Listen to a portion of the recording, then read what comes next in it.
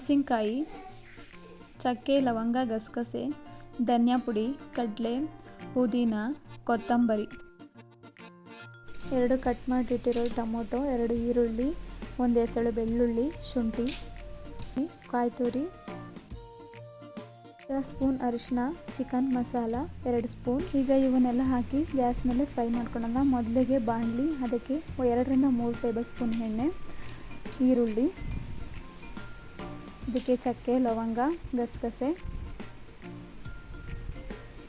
ಮೆಣಸಿನ್ಕಾಯಿ ನಿಮಗೆ ಎಷ್ಟು ಬೇಕೋ ಅಷ್ಟು ತೊಗೊಳ್ಳಿ. 25 ರಿಂದ 30 ತೊಗೊಂಡಿದ್ದೀನಿ, ಏಕೆಂದರೆ ನಾನು 2 kg ಚಿಕನ್ ಮಾಡ್ತಾ ಇರೋದ್ರಿಂದ 25 ರಿಂದ 30 ತೊಗೊಂಡಿದ್ದೀನಿ. ನಿಮ್ಮ ಖಾರ ಸ್ವಲ್ಪ ಜಾಸ್ತಿ ಬೇಕು ಅನ್ನೋರು ಸ್ವಲ್ಪ ಜಾಸ್ತಿ ಹಾಕ್ಕೊಳ್ಳಿ. ಇದಕ್ಕೆ ಬೆಳ್ಳುಳ್ಳಿ ಹಾಕೋಣ. ಇದು ಸಹ 1 ಎಸಳನ್ನು ಬೆಳ್ಳುಳ್ಳಿ ತೊಗೊಂಡಿದ್ದೀನಿ ನಾನು. ನಿಮಗೆ ಸ್ವಲ್ಪ ಇನ್ನೂ ಸ್ಪೈಸಿ ಆಗಬೇಕು ಅಂದರೆ ಜಾಸ್ತಿ ತೊಗೊಳ್ಳಿ. ಇದಕ್ಕೆ ಟೊಮೊಟೊ ಹಾಕಿ ಇದನ್ನು ಚೆನ್ನಾಗಿ ಫ್ರೈ ಮಾಡ್ಕೊಳ್ಳೋಣ. ಇದು ಚೆನ್ನಾಗಿ ಹಸಿ ವಾಸನೆ ಹೋಗೋವರೆಗೂ ಫ್ರೈ ಆಗಬೇಕು. ನಾನಿಲ್ಲಿ 2 ಟೊಮೊಟೊನ ಕಟ್ ಮಾಡ್ಕೊಂಡಿದ್ದೀನಿ. ಇದಕ್ಕೆ ಪುದೀನ ಹಾಕೋಣ. ನೆಕ್ಸ್ಟು ಪುದೀನನ ನಾನು ಮತ್ತು ಕೊತ್ತಂಬರಿ ಸೊಪ್ಪನ್ನ 1 ಬೌಲಷ್ಟು ತೊಗೊಂಡಿದ್ದೀನಿ. ಇದನ್ನು ಚೆನ್ನಾಗಿ ಫ್ರೈ ಮಾಡ್ಕೊಳ್ಳೋಣ, ಯಾಕೆಂದರೆ ಇದರ ಹಸಿ ವಾಸನೆ ಹೋಗಬೇಕು. ಇದಕ್ಕೆ ಕಾಯಿ ತುರಿ ಹಾಕೋಣ. ನೆಕ್ಸ್ಟು ಇದು 1 ಬೌಲ್ ಕಾಯಿ ತುರಿ ಅಷ್ಟು ತೊಗೊಂಡಿದ್ದೀನಿ. ಇಟ್ಕೊಂಡು ಕಾಯಿ ತುರಿನ ಮಿಕ್ಸ್ ಮಾಡಬೇಕು, ಇಲ್ಲಾಂದರೆ ಕಾಯಿ ತುರಿ ಬೇಗ ಸೀದೋಗ್ಬಿಡುತ್ತೆ. ಸೊ ಇದನ್ನು ಚೆನ್ನಾಗಿ ಮಿಕ್ಸ್ ಮಾಡ್ಕೊಳ್ಳೋಣ.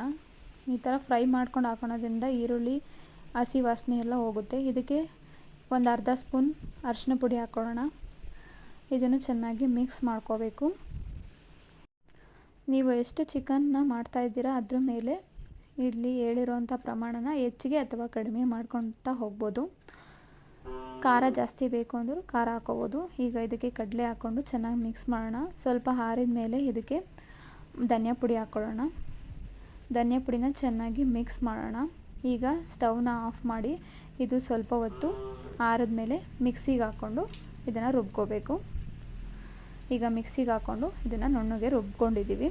ಈಗ ನೆಕ್ಸ್ಟು ನಾವು ಚಿಕನ್ ನೋಡೋಣ. ಇದು 2 kg ಚಿಕನ್ ತೊಗೊಂಡಿದ್ದೀನಿ ನಾನು. ಈಗ ಗ್ಯಾಸ್ ಮೇಲೆ ಕುಕ್ಕರ್ ಇಟ್ಟು ಅದು ಬಿಸಿ ಆದಮೇಲೆ 1 ರಿಂದ 2 ಸ್ಪೂನ್ ಎಣ್ಣೆ ಹಾಕಿ ಅದಕ್ಕೆ ಸ್ವಲ್ಪ ಈರುಳ್ಳಿ ಹಾಕೋಣ. ನೆಕ್ಸ್ಟು ಇದಕ್ಕೆ ಚಿಕನ್ನ ತೊಳೆದಿಟ್ಕೊಂಡಿರೋಂತಹ ಚಿಕನ್ ಹಾಕಿ ಇದನ್ನು ಚೆನ್ನಾಗಿ ಫ್ರೈ ಮಾಡ್ಕೋಬೇಕು. ಏಕೆಂದರೆ ಚಿಕನ್ನಲ್ಲಿರೋಂತಹ ನೀರಿನ ಅಂಶ ಎಲ್ಲ ಬಿಟ್ಕೋಬೇಕು ಮತ್ತು ಇದು ಚೆನ್ನಾಗಿ ಬೇಯುತ್ತೆ. ಇವಾಗ ಬೇಯಿಸಬೇಕು. ಇದು ನಾಟಿ ಕೋಳಿ ಆಗಿರೋದ್ರಿಂದ ಇದನ್ನು 2 ರಿಂದ 3 ವಿಷಲ್ ಕೂಗಿದ್ರೆ ಸಾಕು, ಇದು ಚಿಕನ್ ರೆಡಿ ಆಗುತ್ತೆ. ಇದಕ್ಕೆ ನಾವು ಚಿಕನ್ ಮಸಾಲಾನ ಸ್ವಲ್ಪ ಆ್ಯಡ್ ಮಾಡ್ತಾಯಿದ್ದೀನಿ. ಇದನ್ನು ಚೆನ್ನಾಗಿ ಮಿಕ್ಸ್ ಮಾಡ್ಕೊಳ್ಳೋಣ. ಇದು ಚೆನ್ನಾಗಿ ಇಲ್ಲೇ ಫ್ರೈ ಆಗಬೇಕು. ಇದರಲ್ಲಿರೋಂಥ ನೀರಿನ ಅಂಶ ಬಿಟ್ಕೋಬೇಕು. ಇದಕ್ಕೆ ಸ್ವಲ್ಪ ಉಪ್ಪು ರುಚಿಗೆ ತಕ್ಕಷ್ಟು, ಅಥವಾ ನೀವು ಉಪ್ಪು ಎಷ್ಟು ತಿಂತೀರ ಅನ್ನೋದ್ರ ಮೇಲೆ ಡಿಪೆಂಡ್ ಆಗುತ್ತೆ, ಅಷ್ಟು ಉಪ್ಪನ್ನು ಹಾಕಿ ಇದನ್ನು ಚೆನ್ನಾಗಿ ಮಿಕ್ಸ್ ಮಾಡಿ ಇದನ್ನು ಚೆನ್ನಾಗಿ ಫ್ರೈ ಆಗಬೇಕು. ಚೆನ್ನಾಗಿ ಫ್ರೈ ಆದ್ರೇ ಅದು ಬೇಗ ಬೇಯುತ್ತೆ. ಇದನ್ನು ಒಂದು ಪ್ಲೇಟ್ ಮುಚ್ಚಿ ಅದನ್ನು 10 ರಿಂದ 15 ನಿಮಿಷ ಬೇಯಿಸಿ ಚೆನ್ನಾಗಿ. ಆಮೇಲೆ ಇದನ್ನು ಸ್ವಲ್ಪ ಮಿಕ್ಸ್ ಮಾಡಿ ನೋಡಿ ಯಾವ ರೀತಿ ನೀರೆಲ್ಲ ಬಿಟ್ಕೊಂಡಿದೆ. ಇದಕ್ಕೆ ರುಬ್ಬಿರೋಂತಹ ಮಸಾಲಾನ ಸೇರಿಸೋಣ. ಇದಕ್ಕೆ ನಿಮಗೆ ಎಷ್ಟು ಬೇಕೋ ಅಷ್ಟು ನೀರನ್ನು ಸಹ ಸೇರಿಸ್ಕೋಬೋದು.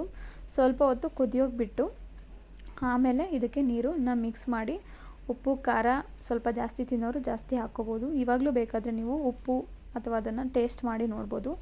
ಇದೆಲ್ಲ ಆದಮೇಲೆ ಇದಕ್ಕೆ ಕುಕ್ಕರ್ ಮುಚ್ಚಳ ಮುಚ್ಚಿ 2 ರಿಂದ 3 ಕೂಗಿದ್ರೆ ನೋಡಿ ರೆಡಿ ಆಯಿತು. ಹೆಂಗೆ ಕುದೀತಾ ಇದ್ದೆ ನಾನು ಇದನ್ನು ಬಿಸಿ ಇದ್ದಾಗೆ ಓಪನ್ ಮಾಡಿದ್ದೀನಿ.